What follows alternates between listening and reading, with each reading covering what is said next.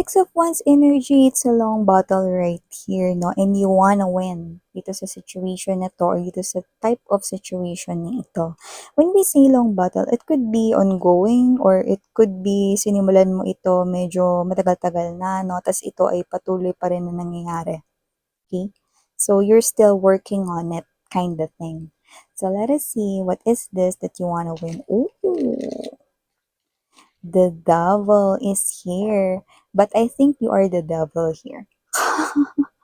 Not the devil na demon, ha? But this is your energy. Like, this is you. Okay, I think you are attached right here with someone. But it feels like this is not someone here na ex. Like, not your ex, not your ex. Okay? But I think this is a type of desire or intense attraction with someone. And I do pick up that it's not your ex, so it might be a new person right here, or maybe this is someone here, no, na appearing sa inyo as a new love. Okay? Yung feeling na gusto nyo siyang maging karelasyon. Yan. So let us see. What are you really trying to do? And what situation is talagang involved? Okay. Okay. All together, let's find out.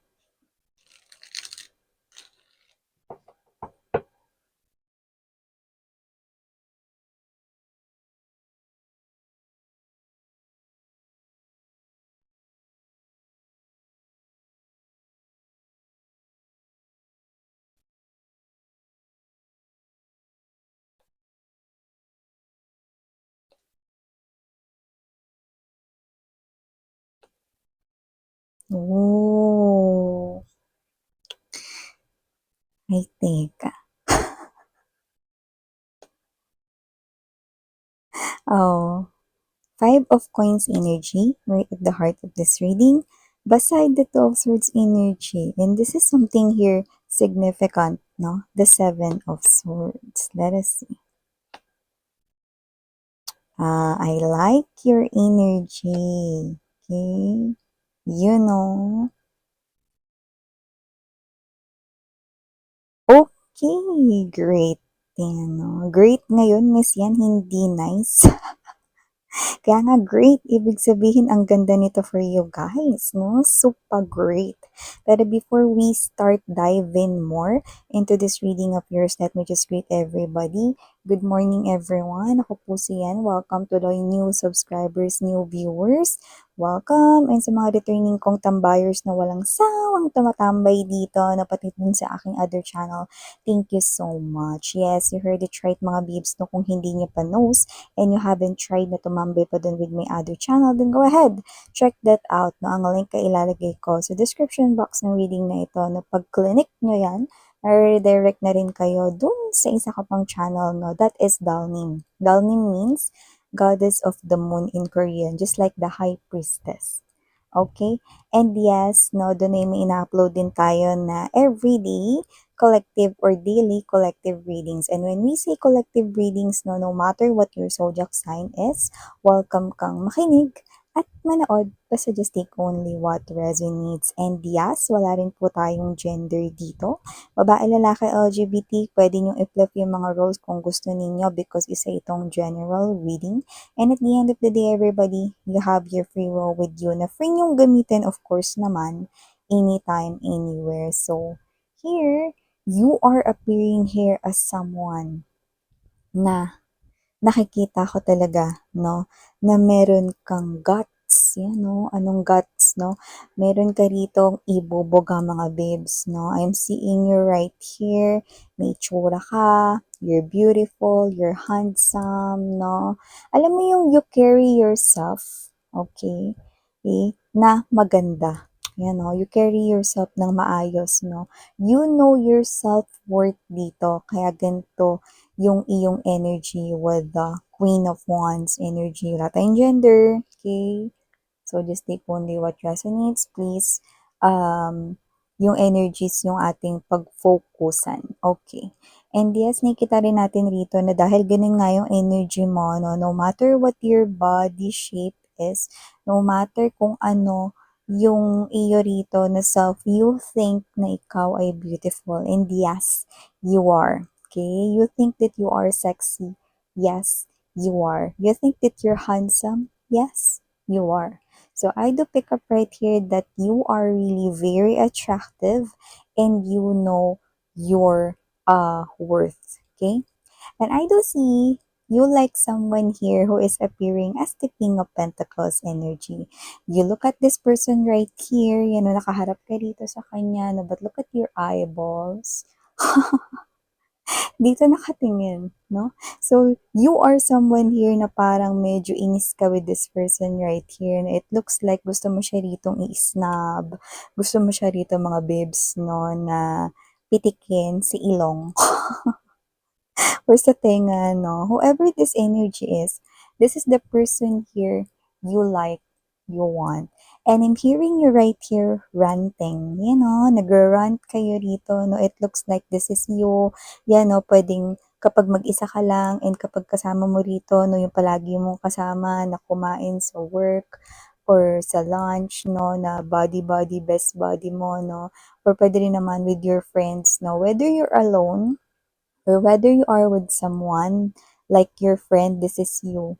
No? Parang, ano siya, ang ganda-ganda ko, tapos hindi niya ako pinapansin. No? May ganun kayo mga babes na parang, ang dami ko nang ginawa dito, friend. With the 8 of Wands energy and there's the 6 of Coins, nagpaganda talaga ako, friend. Bumili ko ng bagong damit, Nagpunta rin ako sa salon. Yan. Nagpariban din ako kahit wala pa yung 13th month pay or yung Christmas bonus. Para lang talagang mas maging maganda pa ako sa paningin niya or mas maging gwapo pa ako sa paningin niya. Pero hindi niya talaga ako pinapansin. Wala talagang paggalaw ng baso. Wala talagang paglapit sa akin, friend. Ano bang gagawin ko dito, friend? Ang ganda-ganda ko naman. Yan, oh. Bakit? Siya lang ba ang lalaki or babae sa earth? Pero siya yung gusto ko. Doon tayo, friend. Ibahin natin yung location natin ngayon. Tara, doon tayo sa skincare clinic. Yan, no? So, wala talaga ritong susuko. Yan, no? Yung energy ninyo rito, yes, you know your self-worth. Okay? And you only embodies, hindi yung pathetic side. But this is you. You know who you want to be with. So, you want to be with this person right here. And nakikita ko rito that this person is appearing here as someone na mabait siya. At yung iba talaga sa kanila may itsura. No? Parang napakahirap na hindi mo sila pwedeng hindi pansinin. Kasi they are appearing here as someone na mabait, maganda yung personality, behavior, walang bahid ng kahit na ano ritong kadungisan. Lalo na yung mga third party issue na yan, no? Or yung mga parang hindi magandang pag-uugali. Wala. Okay? Kung pwede siyang i-evaluate dito ng ibang taong nakapaligid sa kanya rito, no? Maaaring yung mga mabababaw lang yung kanilang sabihin, no? Like, let's say, ay, hindi yan magaling mag-joke, hindi nakakatawa yung joke niyan.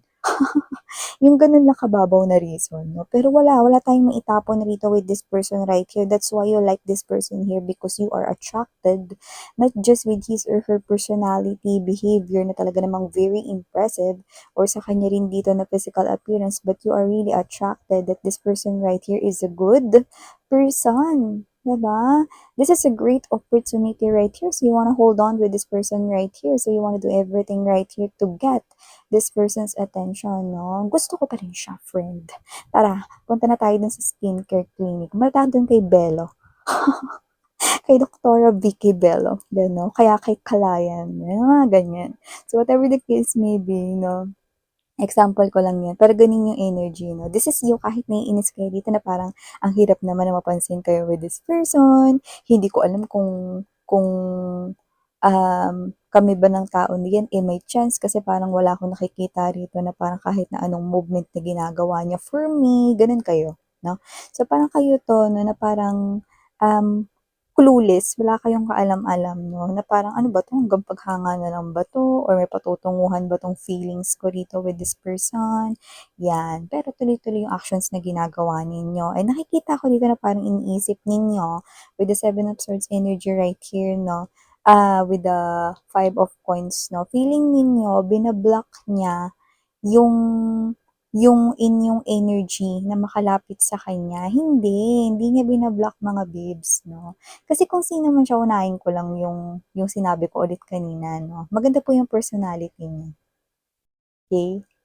At nakikita ko that with this person right here, alam mo yung he or she is just buying some time, 'yan 'no. Bigyan mo lang siya rito ng konting panahon 'no, konting oras dito 'no. Ano pa ba yung konti na 'yan, Miss 'yan? Ang dami ko ng pinagpapagawa. I mean, ang dami ko ng pinaggagagawa para mapansin niya ako. Lumalapit ako sa kanya, binibigyan ko siya ng food or ng extra coffee, tapos lagi ko siya ritong nilalapitan kung gusto niya ba ng help, 'yan 'no, kung friend mo ba siya rito 'no. Pero I think hindi mo siya friend, eh, parang coworker mo lang siya or kakilala, hanggang dun lang. Kasi parang hindi kayo nagkakaroon ng palitan talaga ng mensahe, like wala 'no. So, just take only what resonates. Ta's nakikita ko rito, you feel like iniiwasan niya kayo, ina-avoid niya rito. It looks like you feel like this person here is already rejecting you kahit hindi pa man din nagkakaroon dito ng malinaw na straightforward na sinabi niyo sa kanyang gusto niyo siya kahit wala pa yun, 'di ba? Feeling niyo binablock niya kayo rito 'no, but this is you, you just can't go away from this person right here 'no. Siya talaga yung gusto ko friend, 'yan 'no. Akala niya ewan ko lang kung hindi pa siya ma-inlove sa'kin ngayon, bagong kulay yung buhok ko, bagong firm 'to, o kaya bagong tasa ko, eh, bagong gupit ako, 'yan 'no. Kamukha ko na dito sa yung mga ganyan 'no. So, nakita ko dito na mas lalong tumaas yung confidence niyo rito. So, hindi talaga kayo susuko 'no. Akala ng friend ninyo, susuko na kayo kasi nung nagra-rant kayo mga babes 'no, parang feeling ng friend ninyo, titigil na kayo 'no, na magpapansin with this person right here, okey? Hindi naman sa to the point na chine-chase niyo siya or habol na habol kayo, hindi naman gano'n na extent 'no, but you're showing efforts, okey? So, nakita ko dito kasi alam mo kasi yung mga energy ng Queen of Wands 'no, wala tayong gender. Ang klase ng energy na 'yan, alam niyan yung mga bagay niyang gustong gawin. Kagaya ng ganito, ganito kasi ugali mo mahal, eh. Kunwari ganito, may aya yung mga barkada or yung family ninyo, may aya na aalis kayo, magbabakasyon, eh, "Ay punta tayo sa ano, sa ganito, ikaw 'to na." "Ay, out ako diyan ha, ayoko diyan sa lugar na 'yan, eh. Iba na lang na location baka mapag-isipan ko." 'Yan. Kasi alam ninyo yung energy ninyo, 'pag ayaw ninyo. Okay, ta's 'pag gusto niyo naman, gusto niyo, 'yan, oh. So, dito kahit nagra-rant kayo mga babes 'no, nakita ko rito na hindi pa rin kayo susuko, eh, kasi siya yung gusto niyo 'no. Eh, kasi Miss yan, yan yung gusto ko, eh. Siya yung gusto ko, eh. Oo nga. Kitang-kita ko, eh. Yun 'no, narinig natin yung song 'no. Hirap akong hulihin ang kanyang pansin, 'yan 'no, yeah, Mr. Dreamboy, 'di ba? Hirap akong hulihin ang kanyang pansin, tama ba, mama? Sa susunod kasi pakilakasan kasi hindi ko marinig na nagreklamo, baka batukan ako ng mga angels and guides. You know, feeling niyo kasi hirap kayo rito sa kanyang pagkuha ng pansin, but this is something here that you do not know. Eight of Pentacles energy right here, the Seven of Coins right here, no? Yeah, this King, of Pentacles, yan yung energy niya, wala tayong gender, no? Pero, this person right here, nagkakahulihan kayo ng tingin minsan. Okay, na nasaksihan mo na rin yun, okey? So, nagkakahulihan kayo at hindi lang yun isang beses or dalawang beses na nangyari 'no. So, I think this person here likes you. Yes. But this person here is just buying some time. Bigyan mo muna siya ng time kasi medyo pagkahiyain yung energy niya. Hindi naman siya as in introvert talaga mga babes or homebody 'no, pero kasi siya yung klase ng energy na, hindi naman siya magugulatin 'no, pero kasi yung ganitong klase ng situation puwedeng hindi niya rin kasi alam kung paano iha-handle 'no, lalo na kung ikaw yung nagkakagusto sa kanya una, 'no? Lalo na kung ikaw ay babaeng nanonood ta's ikaw yung nakaka-resonate dito, 'no? Tapos siya parang medyo nahihiya siya dito kasi siya yung lalaki, 'di ba? 'Yan, binibigyan ko kayo ng example, 'no? So, parang gusto niya siya yung mauuna pero ikaw na yung nauuna kasi ikaw yung parang mas aggressive. Because you are on fire energy, 'no? Doesn't have to be, it could be anong zodiac sign mo, it's okay. Ibig sabihin when I say fire energy, you're fiery. Okay, mas mas expressive ka sa iyong emotions pagdating sa iyong emotions and feelings compared with this person here. Okay, understand, honey? So, dito, 'no, may gano'ng klase ng pagkahiya, 'no? Pero kung ikaw naman ay lalaking nanonood, 'no, at siya naman yung babae, gano'n din, 'no?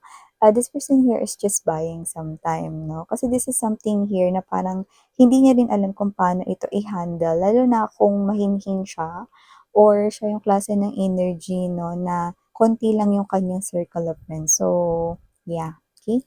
So, nakikita ko dito na parang yung gusto ninyo, 'no, is alam mo Miss yan, gusto ko nga kahit maging friend muna kami niyan, kaso kasi ngayon parang nag-e-effort na ako ta's parang hindi naman kami nagiging friend. Parang kahit maging friend kami meron na akong hudyat or may chance na ako dun. Magiging friend ba kami or may pagdugtong ba yung kuwento namin diyan, may connection ba kaming mas paganda sa future? Well, tingin ko tinulungan na kayo dito ni universe 'no, ang lakas ng kapit niyo.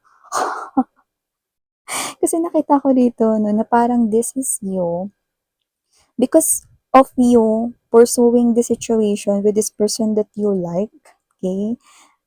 This Wheel of Fortune is an indication of changes. So, nakikita ko kayo dito na magiging friends kayo if that's what you want, if that's what you're targeting, or gusto mo na ma-target yun because pag naging friends kayo, mas feeling mo, mas may chance or mas may daan kayo, no, na magkaroon ng improvement ang inyong connection. And yes, nakikita natin yun because the lovers ay nandito, no? And sabi ko nga sa inyo, this person here likes you, no? Pero yun nga, hindi ko pa to nakikita as love.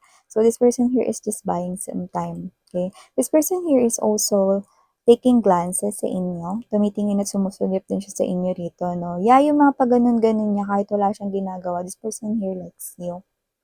Okay? So, may ganun siyang energy. So, asahan mo na that in the future, paglalapitin pa kayong dalawa dito. And kung gusto mo na maging friends kayo, nakikita ko na mangyayari yon, no, sometime in the future. At yun na yung magiging daan. So, sa ngayon, okay, ayan mo na yung nakikita natin dito, no? Pero may chance ka, girl. Or may chance ka, boy, no, into this person's heart.